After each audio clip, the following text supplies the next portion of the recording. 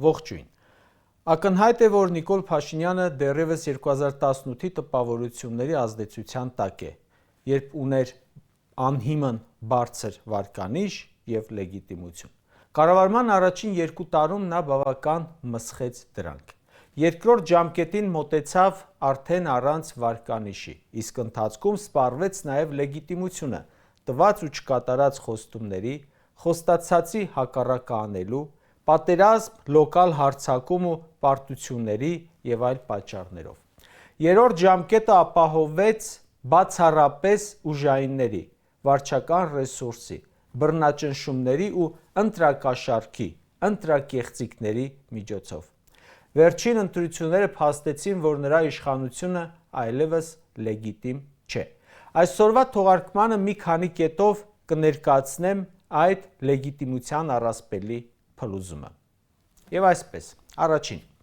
Նիկոլ Փաշինյանի իշխանության վերջին հիմնական հենարանը պնդումն էր, թե ինչ էլ լինի, ժողովուրդը միևնույն է իրեն է ընտրում։ Այդ առասպելով տարիներ շարունակ պահում էր իր թիմին, ուժային համակարգը, հնարավոր աջակիցներին և արտաքին խաղացողներին։ Նրա հիմնական ուղերձը բոլորին նույնն էր. ես դեռ ունեմ ժողովրդի անվերապահ աջակցությունը։ Երկրորդ, այս ընտրությունները քանդեցին այդ առասպելը, ցույց տվեցին, որ ժողովրդի անվերապահ աջակցություն այլևս չկա։ Փաշինյանը այլևս չի ստանում այնպիսի մանդատ, որով կարող է ներկայանալ որպես անվիճելի լեգիտիմ իշխանություն։ Այո, նրա շուրջ կարող է մնացած լինել վարչական, թիմային կամ շատ փոքր էլ գաղափարական աջակցություն,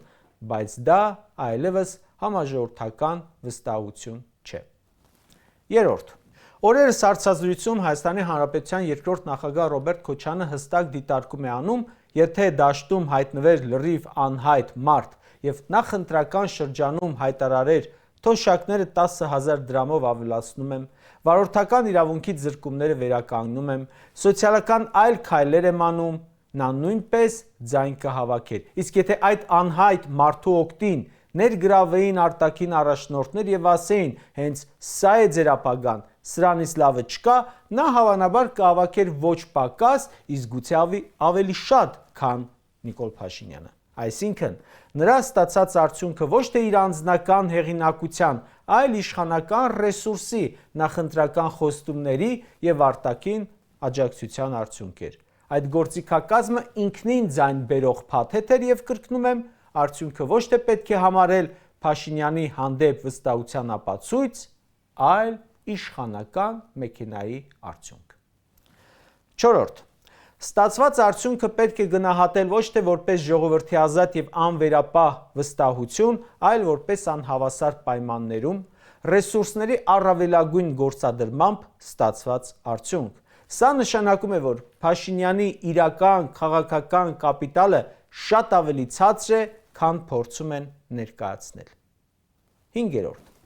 այդ արդյունքը ստացվել է արտաքին խաղացողների աննախադեպ ազդակների,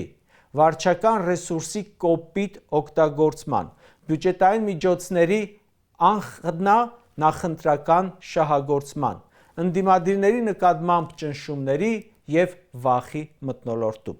Եղել են շտաբերի և կուսակցությունների նկատմամբ ուժային գործողություններ, թեկնածուների նկատմամբ, վստահված անձանց նկատմամբ, խուզարկություններ, ձերբակալություն, կալանքներ, գործող վարչապետի կողմից շարունակական սպառնալիքներ են հնչել Սամվել Կարապետյանի, Ռոբերտ Քոչարյանի, Գագիկ Ծառուկյանի և այլ ընդդիմախոսների հասցեին։ Այս ամենը ժողովրդավարական մրցակցություն չէր։ Սա իշխանության ամբողջ մեքենայի գործադրում էր մեկ մարդու քաղաքական փրկության համար։ Վեցերորդ, գլխավոր հարցն այն է, որ եթե Փաշինյանը իսկապես ուներ ժողովրդի անվերապահ աջակցություն, ինչու էր պետք այդքան վարչական ռեսուրս, այդքան ճնշում, այդքան սպառնալիք, այդքան ձերբակալություն, այդքան արտաքին աջակցություն և այդքան վախի մթնոլորտ։ Ուժեղ իշխանությունը չի վախեցնում։ Վախեցնում է այն իշխանությունը, որը գիտի իր իրական աջակցությունը բավարար չէ։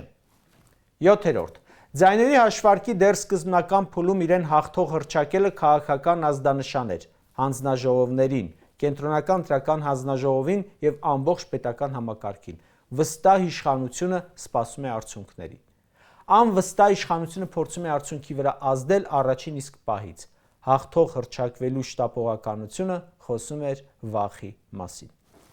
8. Եվ անգամ այս ամբողջ ռեսուրսի, ճնշումների, խոստումների եւ արտաքին աջակցության պայմաններում Փաշինյանը չստացավ հաշվարկված քվեների 50%-ը, սա ոչ թե ուժի, այլ լեգիտիմության ճգնաժամի նշան է։ Եթե այսպիսի պայմաններում արդյունքը այդքան սահմանափակ է,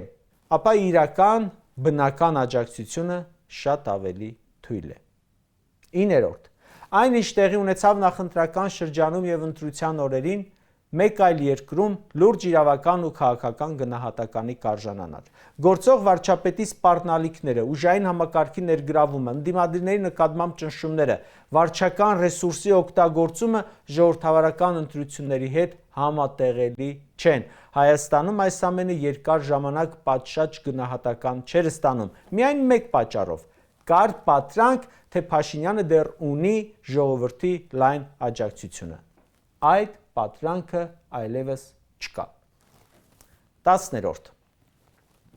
Այս ընտրությունները ցույց տվեցին նաև, որ հակառուսականությունը որպես մեծամասնություն ձևավորող քաղաքական օրակարգ նույնպես առասպել է։ Այն կարող է ունենալ իր լսարանը, իր ակտիվ հատվածը, բայց ոչ մեծամասնություն է, ոչ որոշիչ գործոն, առնվազն տեսանելի ապագայում։ Եթե հակառուսական օրակարգը իսկապես համախմբող մեծ ալիք լիներ, իշխանությունը այդ ծավալի վարչական ռեսուրսի, ճնշումների, արտաքին աջակցության եւ վախի մթնոլորտի կարիք չէր ունենա։ 11. Նույնը վերաբերում է այսպես կոչված եվրոպական վեկտորին։ Այն չստացավ այն մակարդակի աջակցություն, որի վրա ըստ ամենայնի մեծ խաղադրույք էր արվել։ Անգամ Մակրոնի ցուցադրական երևանյան քայլերը, Նիկոլ Փաշինյանին արևմտյան ուղղությամբ անվերապահ աջակցություն ցուցադրելը, ԱՄՆ-ից եկող քաղաքական ազդակները եւ ամբողջ արտաքին քարոզչական ֆոնը չունեցան սպասված ազդեցությունը։ Այդ ամբողջ արտաքին փաթեթը չվերածվեց ներքին մեծամասնության մանդատի։ Հենց իշխանության նշած հաշվարկով 741.544 ընտրող, այսինքն ընտրություն անում մասնակցածների 50.19%-ը այդ ուղուն այդպես էլ հավանություն չտվեց։ Սա նշանակում է, որ հակառուսականությունը եւ եվրոպական վեկտորի անվերապահ աջակցությունը չեն կարող ներկայացվել որպես ժողովրդի մեծամասնության կամք։ Դրանք կարող են լինել իշխանության քարոզչական առանցք, արտաքին գործընկերների համար մատուցվող փաթեթ, բայց ոչ ներքին քաղաքական մեծամասնության ապացույց։ Եվ վերջապես 12. Կարճ ասած, Փաշինյանի իշխանությունը այսօր կանգնած է ոչ թե ժողովրդի վստահության, այլ վախի, վարչական լծակների, բյուջետային հնարավորությունների, ուժային ճնշման եւ արտաքին հենարանների վրա։ Իսկ այն միակ առասպելը, որով նա արդարացնում էր այդ ամենը, ժողովրդի անվերապահ աջակցությունը, այս ընտրություններով փլվեց։ Կրկնվեմ, նույն ռեսուրսը, նույն խոստումները եւ նույն արտաքին աջակցությունը տային լրիվ անհայտ մարդու, նա էլ կարող էր ոչ պակաս, գուցե ավելի արդյունք ունենալ։ Հետևաբար, սա Փաշինյանի ուժի ապացույց չէ։ Սա ապացույց է, որ առանց իշխանական մեքենայի նրա իրական քաղաքական աջակցությունը բազմապատիկ սահմանափակ է։